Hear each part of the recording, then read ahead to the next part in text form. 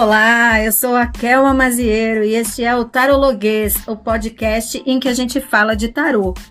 Nessa segunda temporada, você não vai mais me ouvir falando sozinha, pois eu vou receber convidadas e convidados especiais que falam bem essa língua para conversas enriquecedoras. Então vamos ao episódio para você saber quem vem hoje bater um papo comigo e falar sobre um novo tema. Tire esse tempinho para refletir, escutar e falar tarologuês com a gente.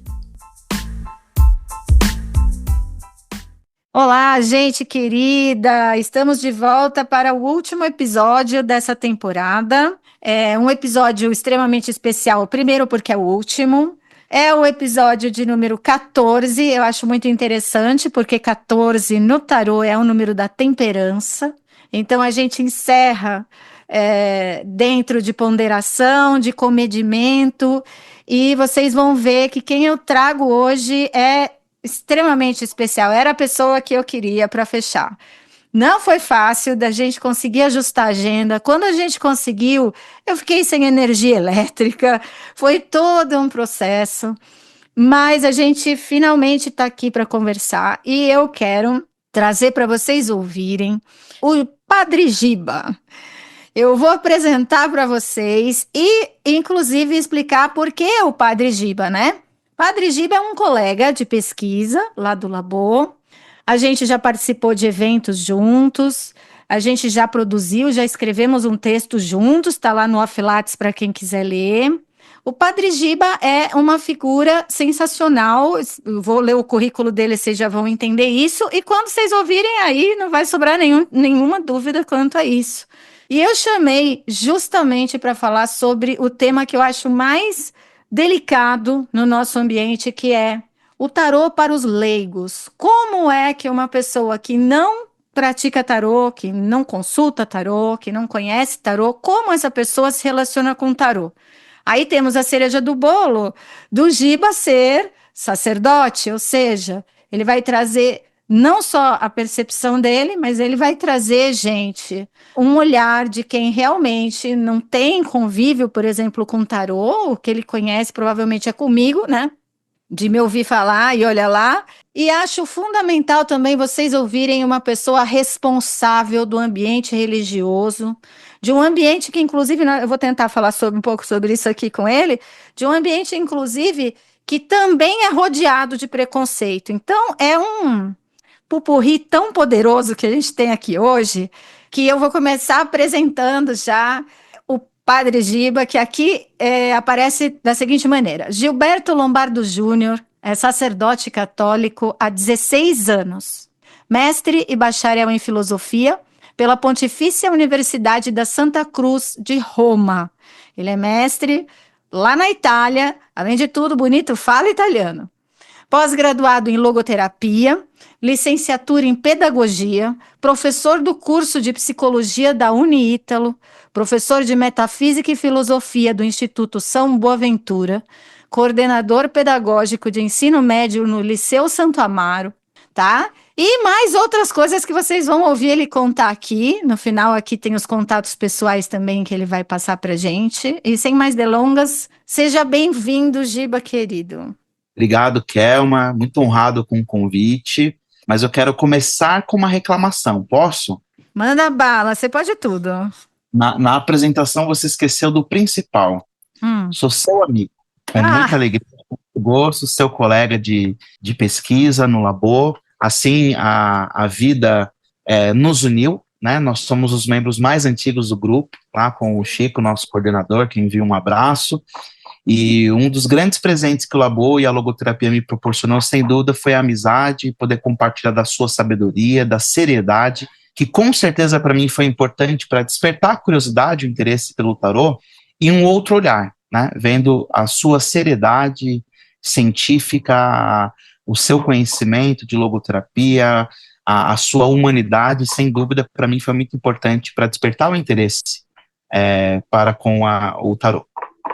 Bom, então, né, a gente fica derretida, porque, Giba, eu adoro você, então, assim, sou suspeita, quem tá ouvindo me conhece, né, o pessoal já me conhece e sabe que aqui só vem quem eu gosto, e o seu episódio, que é o último, eu queria realmente separar para você, porque queria que fosse essa conversa especial. Acho que as pessoas que estão ouvindo a gente podem aprender muito com você, com as coisas que você traz. E nossa, é um prazer enorme poder contar com você aqui, poder contar com a sua amizade, com a sua parceria. A gente já produziu muita coisa boa juntos, a gente já produziu muita coisa boa juntos e ainda produziremos mais. Me fala um pouco e fala pra gente sobre a sua trajetória pessoal, Giba. Como é que você chegou aqui, onde você chegou? Vamos lá. Vou começar pela metade, vamos assim dizer. Com 19 anos, eu ingressei no seminário, né? Tendo discernido esse chamado divino por cerca de 1 ano e meio, 2 anos. Fui para o seminário aos 19 anos, né? Completei a minha formação em filosofia e teologia, necessárias para o ingresso no sacerdócio católico. Recém-ordenado, fui reitor do seminário da Diocese de Santo Amaro. Para quem não conhece, né, pode ser que os seus ouvintes tenha muita gente que talvez não seja familiarizado com o catolicismo. O reitor do seminário é aquele padre responsável pela formação dos futuros sacerdotes da diocese, né? Então, fiquei 3 anos nessa missão como reitor e também como pároco da Paróquia Nossa Senhora da Caridade, e fui para Roma para fazer mestrado em filosofia. Então, lá fiquei por 3 anos, fiz o mestrado em filosofia em Roma, na Universidade da Santa Cruz, com especialização em metafísica e ciências. Na volta para o Brasil, assumi a paróquia Nossa Senhora de Fátima como pároco. Lá fiquei por mais 8 anos, que para mim tem um valor muito especial, porque é a paróquia onde eu cresci. Né? Lá eu fui coroinha, coordenei grupo de jovens, fui ministro da comunhão e tive a graça de Deus de, por 8 anos, ser pároco naquela comunidade, onde fiquei até o final de 2023. Nesse período da volta para o Brasil, sempre lecionando filosofia no seminário diocesano, onde hoje eu sou diretor da faculdade também de filosofia. Desde que me especializei em logoterapia, né, por indicação do Francisco, nosso coordenador do Labor, eu me tornei professor de psicologia também na Faculdade de Psicologia da Unítalo, né, o Centro Universitário Católico Italo-Brasileiro, e lá eu leciono as disciplinas vinculadas à grade de logoterapia. Então, eu ensino metafísica, ensino saúde, desenvolvimento humano e sentido, e introdução à logoterapia e análise existencial. E no seminário eu continuo como diretor e professor de metafísica e filosofia contemporânea. Né? No último ano, assumi o trabalho também no Colégio Confessional Católico Liceu Santo Amaro Abade, como professor de retórica e coordenador pedagógico. Né? E aqui estamos. Nossa Senhora, é muita coisa, Giba, é realmente muita coisa e coisa de peso. Uma pergunta, eu já te fiz essa pergunta uma vez, a gente estava voltando, né? Você estava me dando uma carona, eu já te fiz essa pergunta, vou repetir aqui. Você celebrava a missa, você celebra a missa? Você tem tempo ainda? Celebra a missa, graças a Deus, né? A missa é o ato esponsal do sacerdote com a igreja, com o povo de Deus, com a sua própria missão, né? Então, até o ano passado, eu celebrava todos os dias na paróquia. A diferença esse ano que eu estou sem paróquia, né, me dedicando mais a esse trabalho de formação de pessoas, eu celebro em casa, sozinho. Tá. Mas celebro todos os dias, ou quase todos os dias, né? Caramba, Giba. E qual é a parte do sacerdócio que você mais gosta? Olha, essa é uma pergunta muito fácil para mim de responder.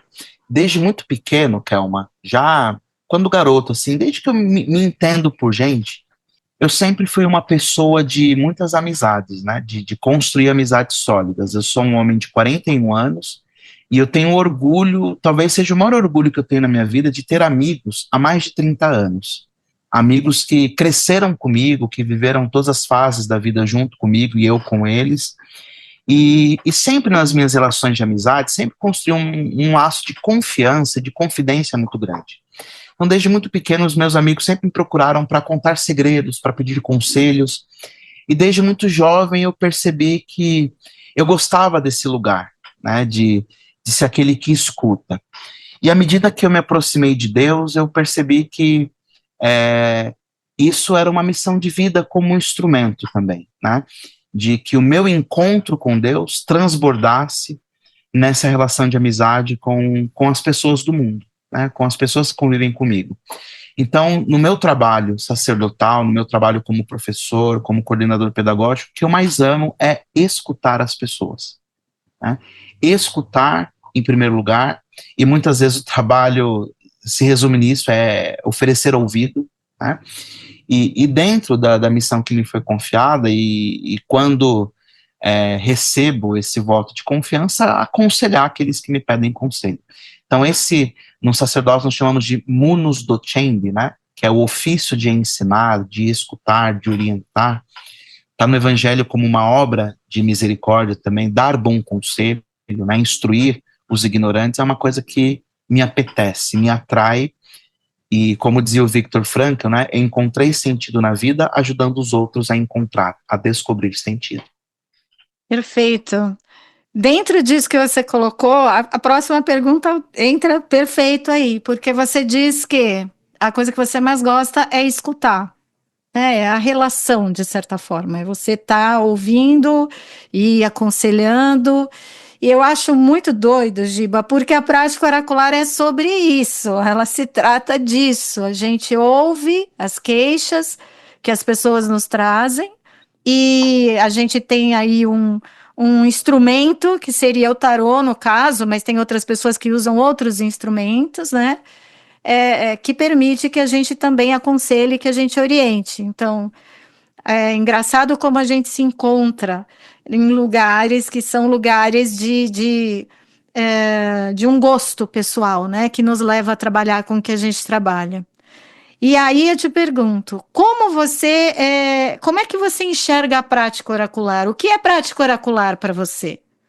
Bom, começo pedindo perdão se eu falar alguma bobagem, tá? Mas vou dizer como eu entendo o oráculo, né? Difícil você falar bobagem, né? Vai. Bom, dentro do que eu estudei de teologia, né, o oráculo é uma prática muito antiga, né, praticada desde sempre na humanidade, por todos os povos, né, tanto de tradição ocidental como de tradição oriental. E na tradição bíblica, o oráculo tem um papel importante, porque muitas vezes Deus se serve de oráculos e de profetas para se comunicar com a humanidade, né? Deus é o absolutamente transcendente. E na sua existência, ele convida o ser humano à comunhão. Dentro da tradição judaico-cristã, então, os profetas sempre foram aqueles que... as pessoas têm uma visão de profecia como adivinhação de futuro, tá? Uhum. Acho que você pode entender isso muito bem. Mas a profecia é mais do que isso. A profecia, na tradição judaico-cristã, ela significa a interpretação da realidade dos fatos passados e presentes e também futuros, quando que, por desígnio e vontade divina, ele deseja revelar à humanidade. Então, em diversos livros da Escritura, tanto do Antigo como do Novo Testamento, a prática oracular é manifestada, né? Sempre no desejo da pessoa humana de compreender um desígnio transcendente. Então, é assim que eu vejo o oráculo, tá? Então, por exemplo, foi estudando os astros que os 3 reis magos discerniram, segundo oráculos, né, da tradição religiosa que seguiam, e seguindo a movimentação dos astros, eles perceberam que aquela movimentação, aquela revelação oracular, indicavam o nascimento do maior rei que a Terra já conheceu, que é Jesus Cristo. E pelo brilho de uma estrela, eles saem do Oriente, né, dirigindo-se ao encontro do Messias, que é o próprio Cristo. Tá? Então, para mim, assim, sempre a imagem do oraculista eu vejo na escritura dos reis magos. Tá? E ao mesmo tempo que existe a verdadeira profecia, o verdadeiro oráculo, a escritura também nos revela muitas vezes aqueles que usam do oráculo como uma espécie de ocultismo ou, vamos dizer assim, charlatanismo, né? Uhum. Com finalidade escusa ou uma escuta que não é divina, vamos assim dizer, que é, na tradição cristã, satânica, né? Do mal, né? Até, assim, uma das primeiras vezes que a gente conversou sobre tarô, eu me lembro que você dizia, né, no Labor, que embora o tarô não seja uma ciência, assim como não é o cristianismo, é possível um olhar científico sobre o tarô, como é possível um olhar científico sobre a religião. A filosofia da religião é um olhar científico sobre a religião. E eu me lembro da sua indignação com aqueles que usam mal o tarô. Né? Me lembro, me chamou a atenção essa primeira vez que a gente conversou sobre isso, foi no Labor, você dizendo o como fazem mal, né, ao tarô as pessoas que não se servem deste dom, né, que é um dom divino, como existem falsos profetas em qualquer religião, inclusive no cristianismo, no catolicismo. Né? Então é assim que eu enxergo o tarô a prática oracular.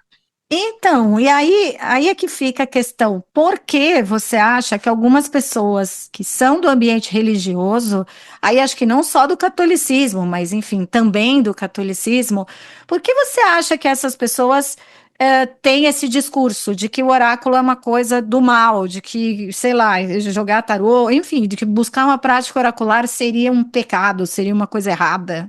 Por que que você acha que isso acontece? De onde você acha que vem isso? Olha, eu acho que a tradição cultural é uma coisa que impregna na nossa personalidade, na formação do nosso caráter. Né?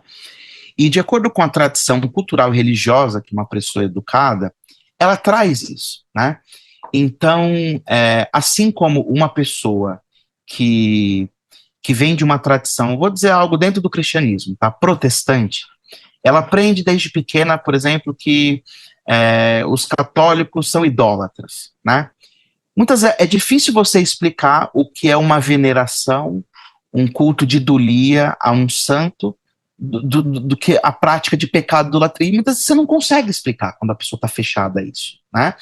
Então, da mesma forma, uma pessoa que vem de uma tradição religiosa que vê essa prática como ruim, dificilmente ela vai estar aberta, a não ser que a própria vida e as circunstâncias da vida a levem para esse caminho. E também, claro que eu acho que isso tem uma contribuição muito grande pelo contra-testemunho. Né? A melhor maneira de afastar uma pessoa da prática religiosa é o contra-testemunho daqueles que representam aquela fé. Então, quantas pessoas têm ojeriza a padre, a igreja, por conta de escândalos religiosos e contra-testemunhos? Na minha maneira é isso, né? Na minha maneira de pensar, por uma tradição cultural ou uma visão distorcida daquilo que pensa. Tem um bispo católico contemporâneo muito famoso chamado Fu Shin, que dizia assim: eu conheço umas 10 pessoas que odeiam a Igreja Católica pelo que ela é, mas conheço mais de 1.000 que odeiam a Igreja pelo que eles pensam ser a Igreja Católica.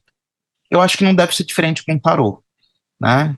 Eu acho que deve ter umas 10 pessoas que a gente conhece que odeiam o tarô pelo que ele é, e mais de 1.000 que odeiam pelo que pensam ser o tarô. Exatamente. Diferente de você pensar assim, bom, isso não é concernente à minha prática religiosa, por isso eu não pratico. Isso é uma coisa, né? Isso é liberdade de consciência, isso é um valor. Outra coisa é olhar com preconceito, né? Isso, graças a Deus, desde muito cedo, tenho muito claro e amadurecido e como valor para mim e para aquelas pessoas que acreditam na minha palavra, né? Sim, sim, porque foi entrando no estudo acadêmico, apresentando comunicação científica em conferência de ciências da religião e comunicação, que eu pude conhecer pessoas que tinham uma mentalidade muito diferente do que eu imaginava. Muito diferente. Eu estava imaginando assim: eu vou para uma conferência de ciências da religião, eu vou me ferrar, né?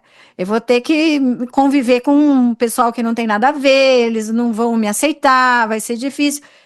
Sendo que as pessoas que eu achei que mais iam me dar trabalho foram as pessoas mais acolhedoras, foram pessoas extremamente empáticas e que se interessaram pela prática oracular. Ou seja, eu acredito total no que você falou. É uma questão de cultura. E acho que também, Giba, aí você me corrija se eu estiver errado, mas de mentalidade, né? Mentalidade no sentido da que a Hannah Arendt fala, né? Mentalidade alargada, né? De você conseguir enxergar para além daquela estrutura cristalizada, engessada e que você só compra e não questiona, né? Então, isso colocando muito grosso modo, que a Hannah Arendt não dá para falar em 2 minutos, mas não você não acha que também tem uma questão de mentalidade aí, assim, de uma formação de mentalidade que, de alguma maneira, continua reforçando essas segregações? Porque é muito louco, né? Existe segregação clara, assim, entre o padre, entre o pastor, E aí a gente convivendo no labor, a gente vê que é totalmente possível todo mundo ficar no mesmo ambiente sem grandes problemas, fazemos até piada. Sem dúvida. Eu vejo, e aí eu acho que pela minha própria vocação intelectual como filósofo, né, a filosofia expande mesmo, alarga o Sim. nosso horizonte de conhecimento. E o dogma faz parte da religião, mas as pessoas têm uma visão errada do dogma como algo que não pode ser discutido e é um ponto de chegada. Não, daqui não se. E o dogma é muito pelo contrário. O dogma, pelo menos dentro da minha tradição religiosa, ele significa uma revelação de Deus e um ponto de partida para ulteriores explicações. A gente brinca muito com isso no Labor, porque no nosso grupo a gente tem o padre, tem o pastor, que é o Ainder, tem você que é taróloga, tem o Chico que é psicólogo, tem advogada, tem enfermeira, dentro da psicologia tem psicanalista, tem TCC, tem de tudo, né? E a gente compartilha o que ali? O que nos une é a paixão pela logoterapia, pela filosofia, pela existência humana, pela riqueza da vida, pela espiritualidade que está sempre presente nas nossas conversas, né? Então, em uma palavra, Kelma, eu penso que é o preconceito, né? É um juízo formado antes da experiência. Isso é o preconceito. Né? Você tem um juízo dogmático fechado antes de uma experiência concreta e real com aquela realidade. Isso não é só a religião que sofre. Né? As pessoas sofrem. Quantas vezes eu tive portas fechadas na vida quando me apresentei como padre? E essas mesmas pessoas, e nos mesmos lugares, muitas vezes encontrei portas abertas quando me apresentei como filósofo. Ou seja, tá aí, claro, explícito, incontestável, um preconceito religioso. Né? Por que a mesma pessoa tem portas abertas como filósofo e não como sacerdote, né?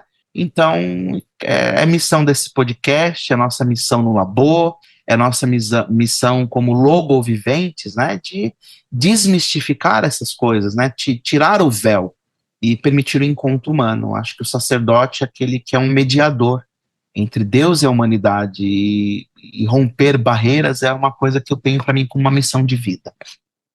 Perfeito. Aqui a gente abre para duas questões. A primeira que eu quero saber você citou o termo espiritualidade algumas vezes, né? Como você define espiritualidade, Giba? Olha, a partir do conceito de pessoa, da psicologia, né? Isso é uma definição hoje de saúde pela própria Organização Mundial de Saúde, um completo estado de bem-estar biológico, psicológico, social e espiritual, e não simplesmente ausência de enfermidades. Então, na própria concepção de pessoa como um ser biopsicossocial e espiritual, nós podemos falar de espiritualidade. Como eu entendo a espiritualidade? A espiritualidade é aquele núcleo mais profundo da nossa alma, que não se confunde com a nossa cognição, com o nosso aspecto intelectual. Para citar Aristóteles, aí entrar um pouco na minha área filosófica, não é alma sensitiva ou intelectiva meramente, né, os nossos afetos, sentimentos e emoções. Mas o espírito é onde residem os nossos valores mais profundos. E o espírito, dentro da logoterapia, ele alcança todos os níveis do nosso ser e da nossa alma, o inconsciente, o subconsciente e o consciente. Então, uma pessoa, mesmo que não tenha religião, ou mesmo a crença na divindade e em Deus, ela tem espiritualidade, porque ela tem valores. Então, acreditar na família é um valor. Acreditar na amizade, amizade é um valor. Acreditar na verdade, no bem, na caridade é um valor. Então, assim eu defino a espiritualidade, como onde residem os nossos valores. E o acesso que nós temos ao espírito e a espiritualidade é a consciência, verdadeiro órgão do sentido. Sim, sim. Tanto que o próprio Frankl chamava o espiritual de noético, para não misturar, né? Para não virar esse conceito de espiritualidade meio genérico, meio perdido, né? Meio até sem sentido. Então ele mudava, não chamava de espiritual, chamava de noético. O Viktor Frankl tem uma preocupação filosófica muito grande, daí a consistência da logoterapia como pensamento, como corrente de pensamento contemporânea. E por que ele evita falar em espiritualidade e fala em noético, né? Ele une aí duas palavras gregas, né? Ethos, que dá origem à palavra ética, que significa valor moral, com o conceito de nous, né? O conceito grego de nous é justamente isso que eu acabava de dizer, essa parte mais elevada da alma, né? Tem a psique, que são os nossos afetos, emoções, e a nous, que é aquele aspecto mais profundo da alma, né? Então ele usa o noético, que são os valores espirituais. É maravilhoso, né? Assim, bom, gente, quem não conhece Viktor Frankl, né, que já me ouviu falar, agora ou estão ouvindo o Giba, conheçam, vai muito além de um autor bacana. Ele consegue juntar psicologia, filosofia, antropologia, falar de espiritualidade de um lugar incrível, tem uma experiência de vida que permite ele ser a prática daquilo que ele ensina, ou seja, vocês vão ouvir a gente falar bastante dele, porque o Frankl é realmente um pensador sensacional. Dentro disso, Giba, dessa questão que você trouxe, essa definição de espiritualidade, como você separaria, enquanto aí sacerdote, como você separa a religião da espiritualidade? Tem diferença para você? Olha, eu acho que a religião pode ser vivida de uma maneira pobre, para não dizer distorcida, quando ela é vivida separada da espiritualidade. Porque nesse caso, a religião vira ritual. As pessoas hoje em dia têm uma confusão muito grande com prática ritual com prática religiosa. E às vezes se enxerga a religião simplesmente como um rito praticado. Eu penso que o rito é um aspecto importantíssimo da religião. Mas ele é um aspecto da religião, ele diz respeito à forma com que você se relaciona com a liturgia, por exemplo. Mas quando essa liturgia não é expressão de valores, ela não alcança a pessoa na sua profundidade, justamente porque ela é um ser biopsicossocial e espiritual.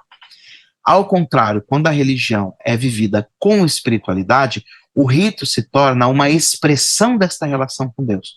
Então, não apenas o rito é enriquecido, como a própria religião é enriquecida, e, consequentemente, o ser humano, que, ao se empobrecer de si mesmo, se enriquece de Deus e acaba por autotranscender a sua própria humanidade.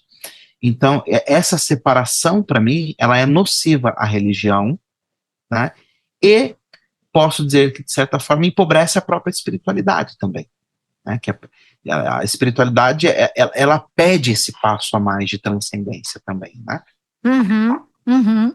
Mas você, por exemplo, acredita que é possível ser religioso e não ser uma pessoa necessariamente espiritualizada? Ou não? Você acha que não tem como dissociar? Eu acho que de modo saudável não, Calma. Tá, De de modo modo saudável. saudável, eu acredito que não, porque eu acho que é como empobrecer demais, né? É como você ter a capacidade de andar e você viver deitado, né? Tá. Então, é você viver a religião como se fosse um rito que você se lava e se purifica, mas ela não te transforma como pessoa, né? É usar a religião, o culto, como uma espécie de amuleto, né? E aí essa religião, ela tem tudo para se tornar fundamentalista. É, Perfeito. é a consequência de uma religião vazia de espiritualidade é o fundamentalismo, que pode acontecer com qualquer religião. Sim, qualquer religião. Quando você falou vazio, eu tinha pensado exatamente esse termo, é um esvaziamento como se o ritual ficasse vazio de alma, né? Vira uma prática automática, vira uma Como um coisa. cadáver, corpo I- sem alma. Isso, isso, exatamente. Olhando para a prática oracular e para a questão oracular, você acha que tem ligação, por exemplo, existe uma ligação entre prática oracular e espiritualidade? Qual seria essa ligação? Como é que você entende isso? Óbvio, lembrando que assim, você já começou falando que a prática oracular está ali nas escrituras, mas como é que é para você isso? Você acha que é possível uma prática oracular sem espiritualidade? Essas coisas andam juntas ou não necessariamente? O que você acha?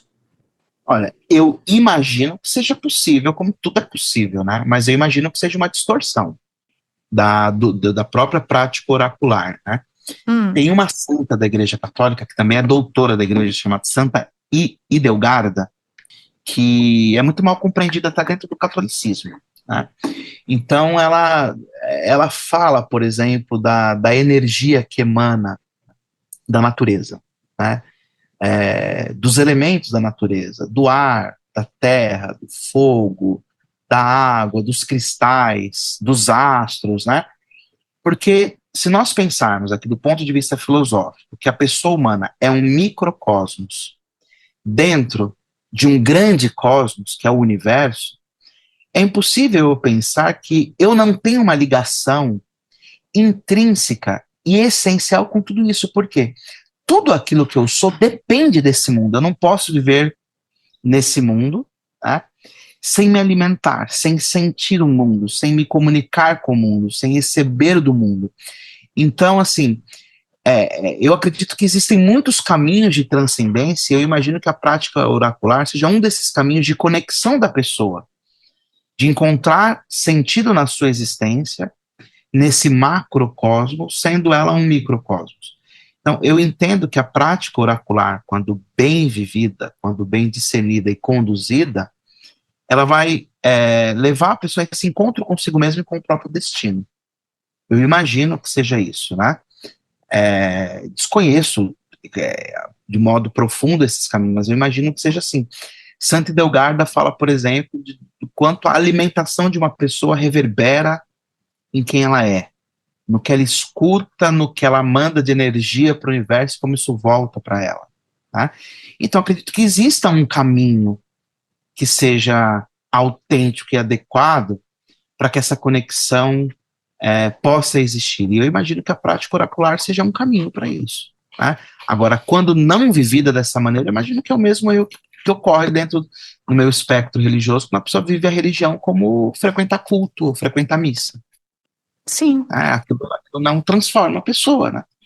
Sim, sim. São as pessoas que vão muitas vezes procurar a leitura oracular para ou para controlar, na verdade, na ilusão de controlar a vida e o futuro. Então a pessoa acha que se ela souber o que vai acontecer, ela vai controlar os acontecimentos, ou muitas vezes a pessoa usa como uma muleta mesmo, né? Ela que se torna dependente disso. A numerologia, por exemplo, tem muita gente dentro do cristianismo que tem preconceito com prática de numerologia. Mas a Bíblia está recheada de numerologia. Né? Os números na Bíblia têm um significado profundo. Por exemplo, o número 12 na Bíblia significa universalidade. No Antigo Testamento são 12 as tribos de Israel. No Novo Testamento são 12 os apóstolos que Jesus escolhe para propagar o evangelho. O número 7 na Escritura significa a perfeição.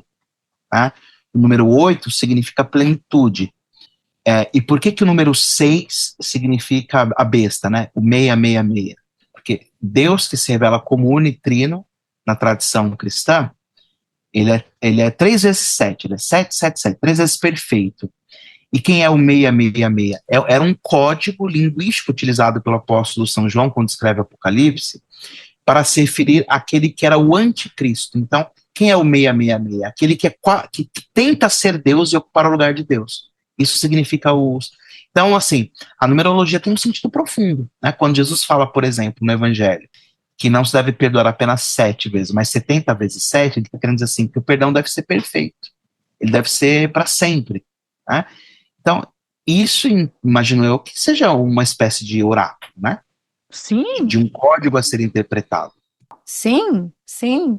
E eu acho interessante, eu te ouvindo falar, e a sua interpretação de tudo isso, o quanto você também interpreta símbolos, enquanto você também tem uma linguagem simbólica, o quanto você também precisa traduzir as coisas que você lê, né? Senão, se vai no literal, como é que fica? O tempo todo, Kelma, e isso é um ponto fundamental da religião e da religião cristã de modo especial, porque ela é uma religião revelada por Deus. Se Deus quer se comunicar com os humanos, ele tem que se comunicar através de uma linguagem de símbolos que sejam compatíveis com a interpretação humana. Tá? Então, nós não somos capazes de ver Deus face a face. Então, ele se revela, e essa revelação se dá no tempo. Tá? Então, como nós podemos compreender a vontade de Deus e o desenho de Deus se não fosse através de símbolos? A missa católica, ela é recheada de símbolos, né? O cordeiro significa a imolação, né? A oferta e o sacrifício oferecido a Deus. Então, Jesus é chamado o Cordeiro de Deus que tira o pecado do mundo. Tá? Isso é puro símbolo. Tá? Os evangelistas são representados com símbolos. Tá? Então, assim, a religião ela é recheada de símbolos, porque senão não seria compreensível para nós humanos. Sim, perfeito.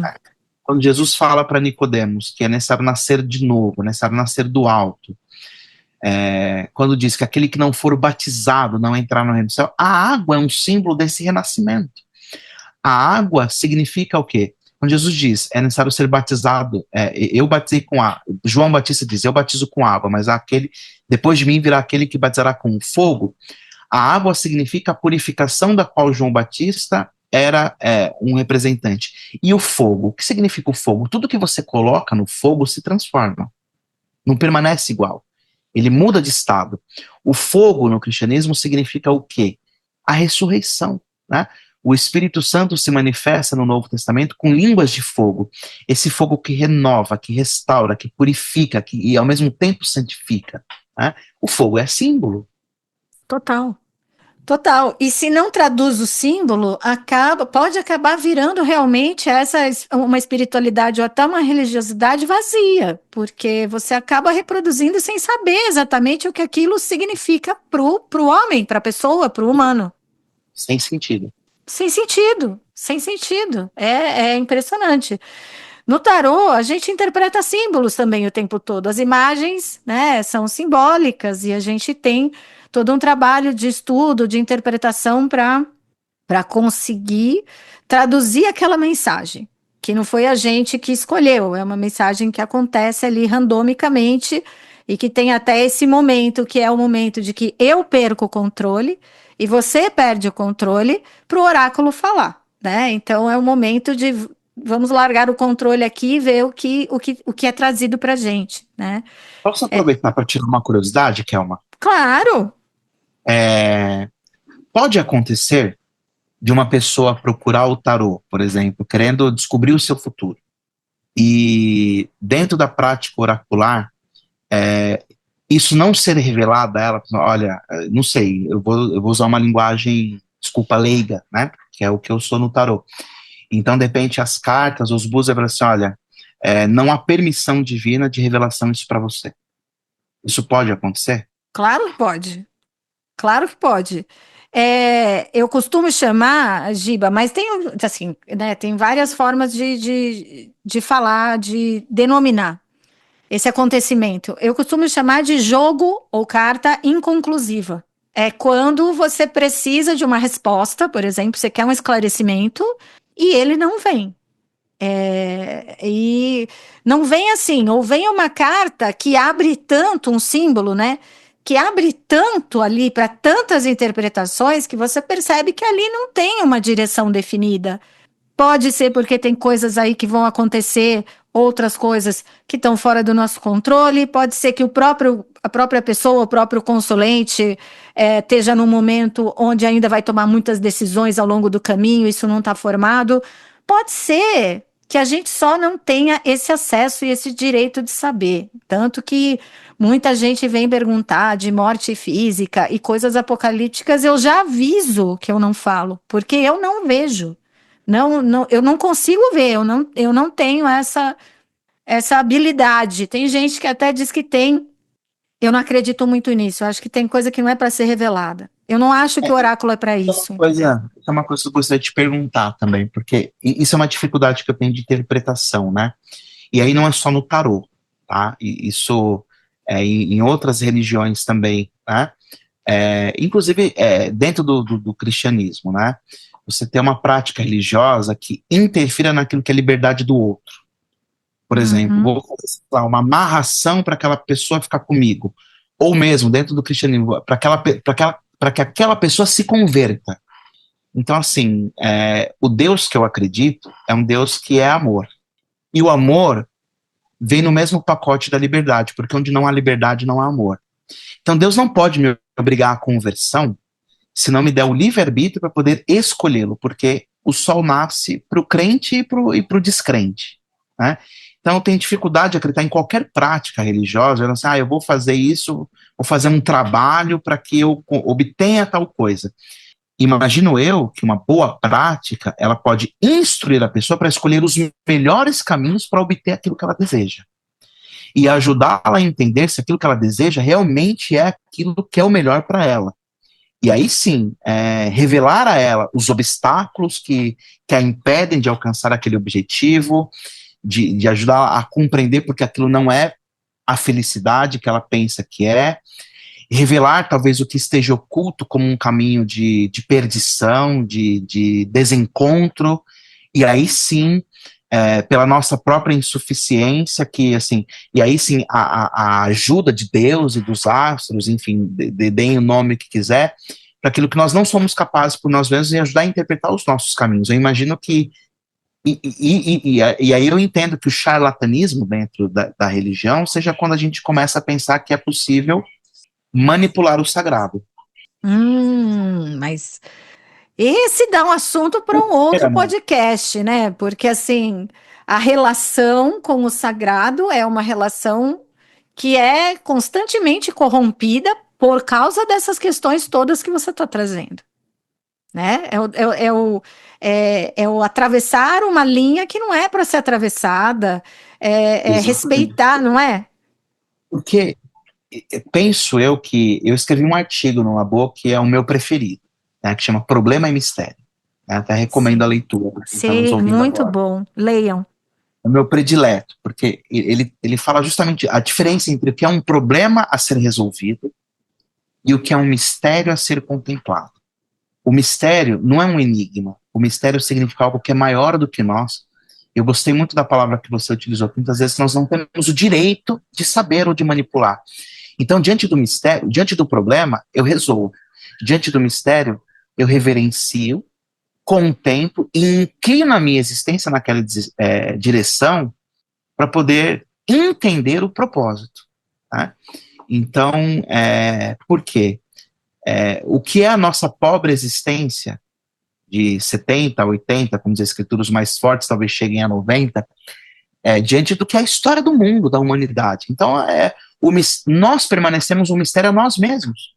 Né? Quem é que pode compreender a si mesmo, não vou nem dizer a vida, mas a si mesmo, com profundidade e totalidade?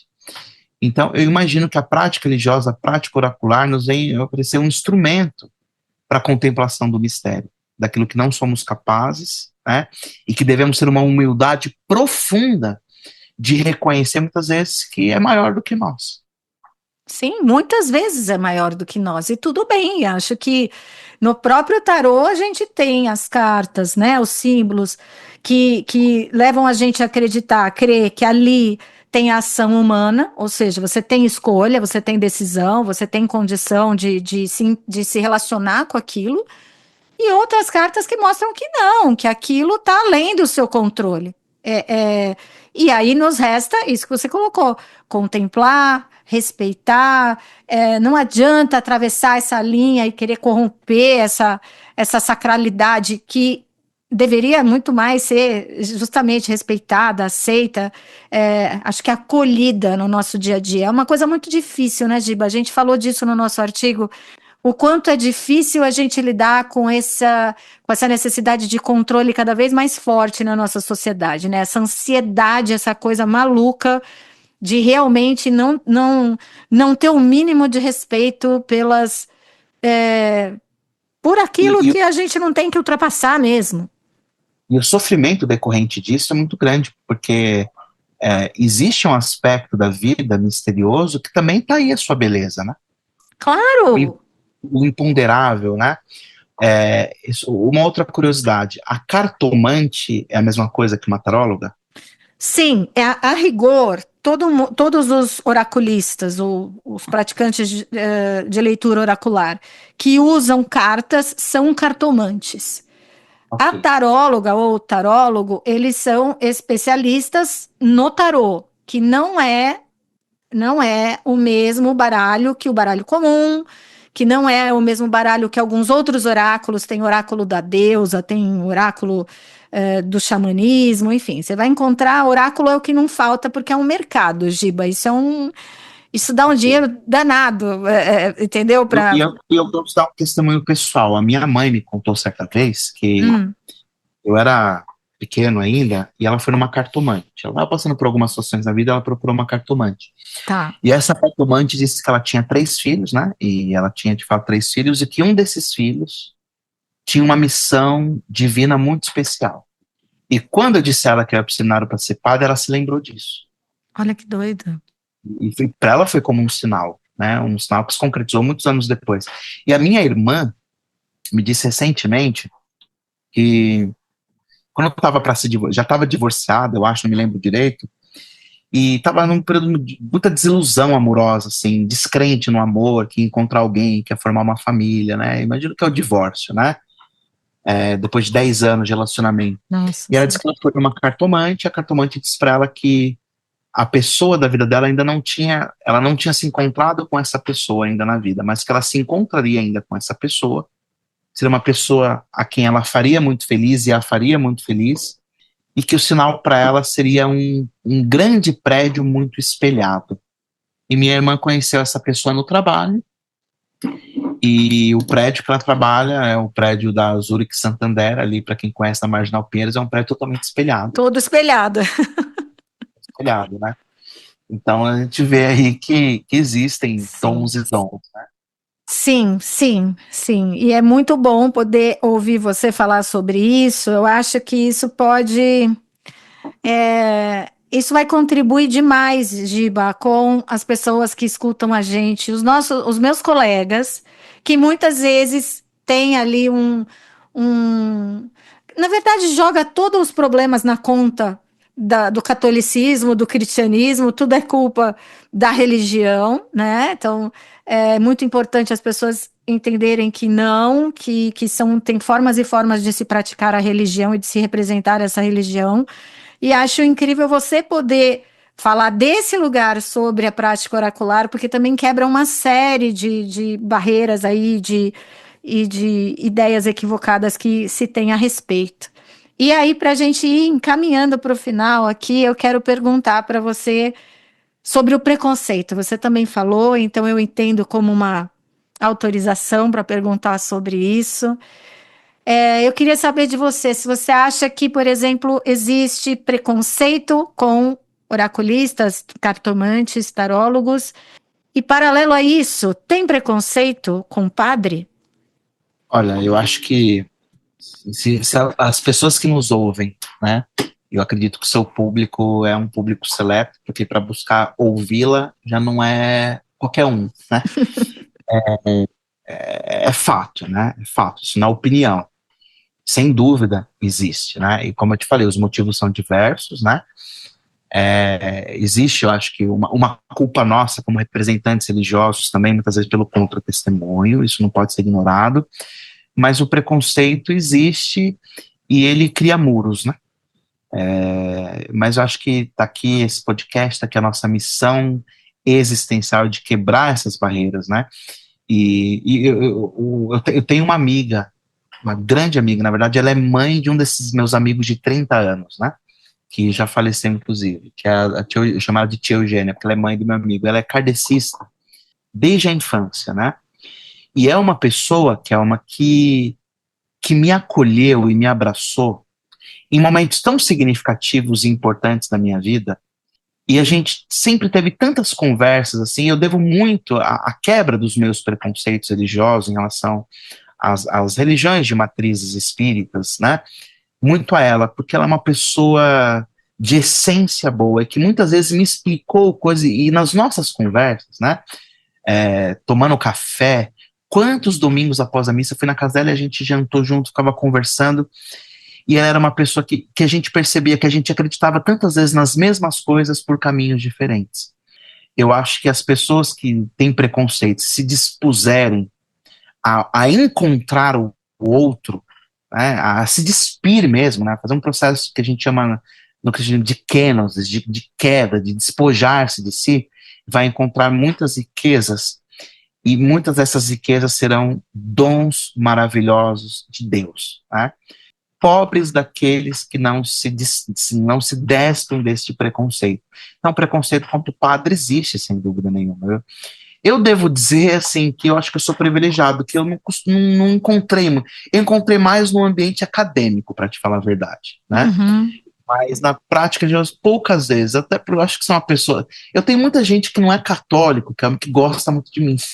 Eu me sinto preocupado com isso. Muita gente que não é católica, às vezes não gosta de padre, não gosta de igreja, fala, mas de você eu gosto, né? Gosto de conversar com você, porque talvez também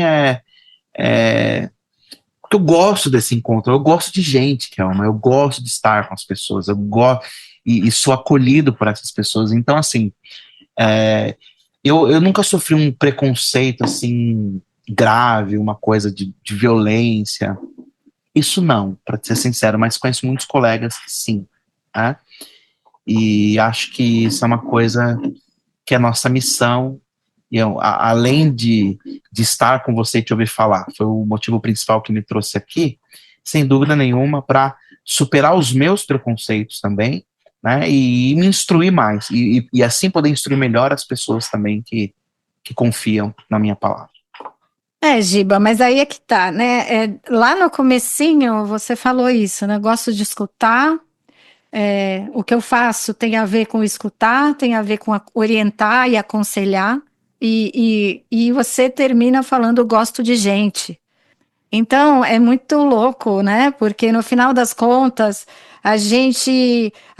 eu dentro da prática oracular, né? A gente transita muito, principalmente aos olhos do público, a gente transita muito em lugares misteriosos que são entendidos como lugares divinos, mas a gente tem uma relação de muita proximidade com pessoas, né? O elo divino, ou que seja o transcendente, ou enfim, qualquer que seja essa ligação, é como uma ponte que nos liga uns aos outros, né? Então, eu digo para você que a troca de energia, às vezes ela é tão forte.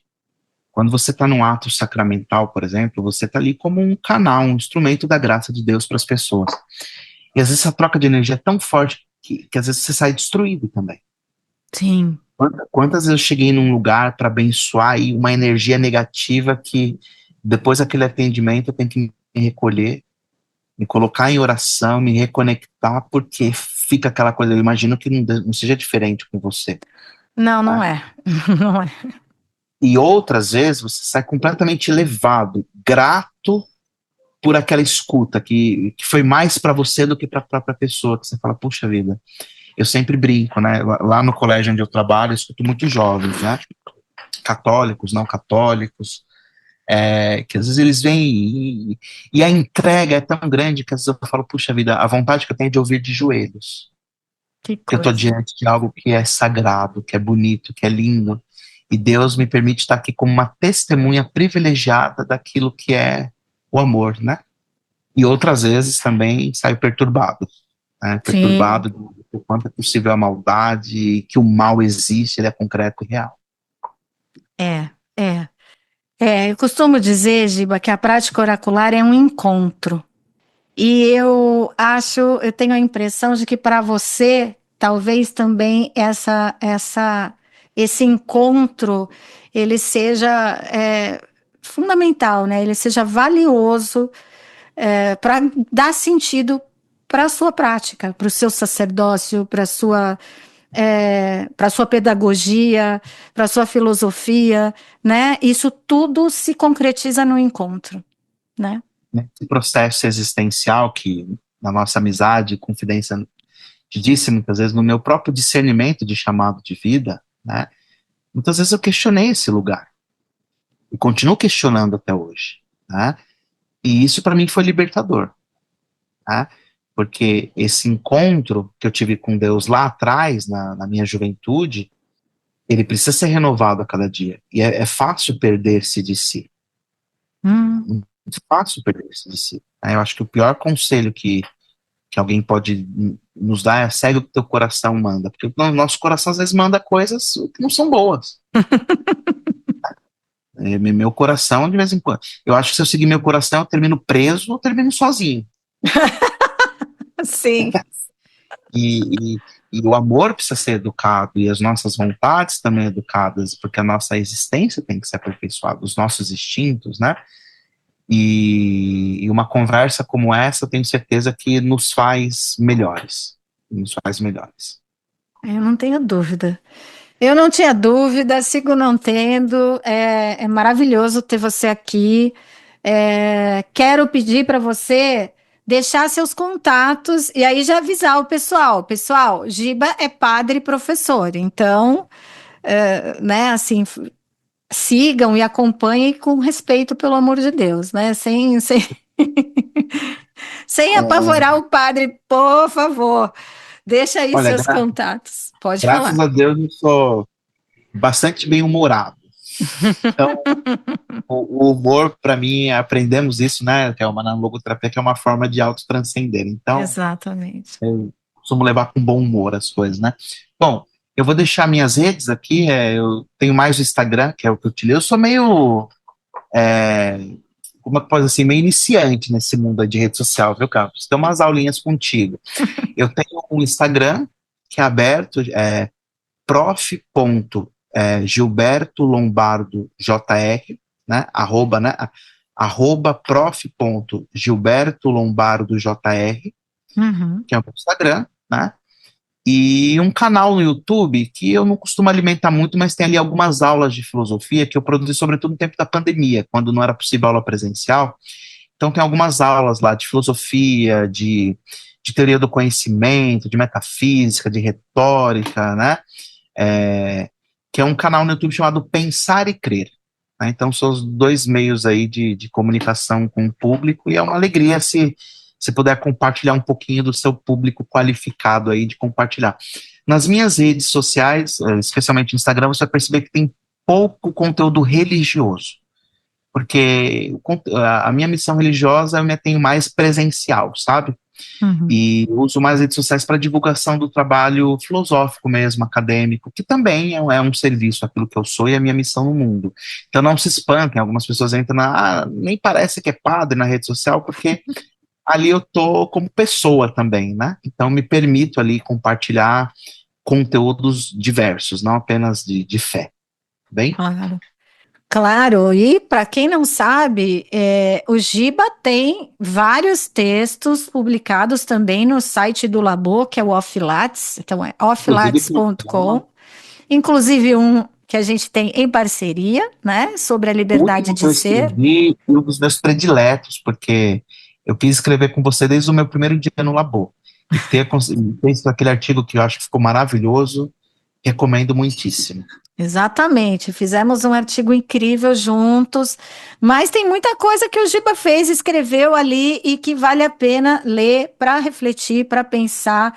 E, gente, para ir além dessa ideia de que Eu posso deixar padre. uma última recomendação, que é um Claro, artigo seu que eu adoro, que eu recomendo aos meus alunos, aos meus paroquianos, que foi aquele que você fala sobre a reconciliação, né? Sobre o perdão, sobre o poder do perdão. Acho maravilhoso. Eu não me lembro agora o nome do artigo, não é o do ressentimento? É o. né? Que Sim. maravilhoso, um texto lindo, rico, né? Recomendo muitíssimo. O dos seus é o meu predileto. Ah, obrigada. Imagina, né? Ele vem e recomenda coisa minha. Eu que tenho que recomendar as suas, Giba, porque você produz muita coisa boa, muita coisa para refletir. Acho que para a gente ir, inclusive, além dessa mentalidade de que o padre é assim, assado, frito, cozido, o oraculista é assim, assado, frito, cozido. A gente aqui conversando, eu não sou nem de longe expert em catolicismo. O Giba veio disposto a falar sobre prática oracular, não tendo experiência.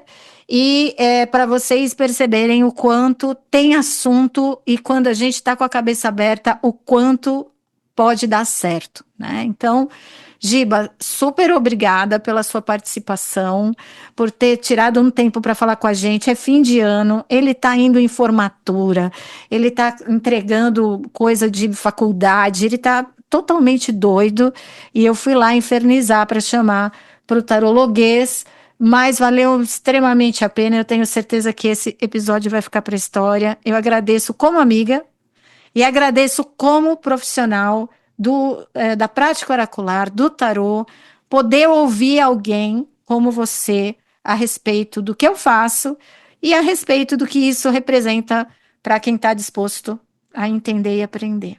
Obrigado, Kelma. Obrigado pelo seu convite, pela sua amizade, pela sua generosidade, pelos conhecimentos que muitas vezes você compartilha comigo. E uma alegria estar aqui. Pode contar comigo outras vezes. Tem mais amei. Vou contar, pode deixar. Gente, um beijo, tudo de bom para vocês. Acaba a segunda temporada aqui e depois a gente volta para uma terceira num outro esquema. Aí a gente vai pensar disso lá em 2025. Beijos a todos. Beijos, Giba, obrigada. Obrigado.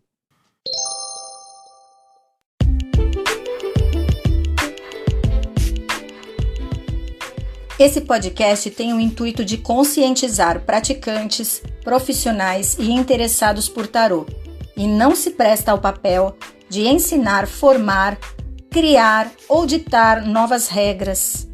Se você busca uma consulta de tarô, procure para isso um profissional confiável. E, caso deseje estudar ou adquirir conhecimentos na área, procure cursos responsáveis.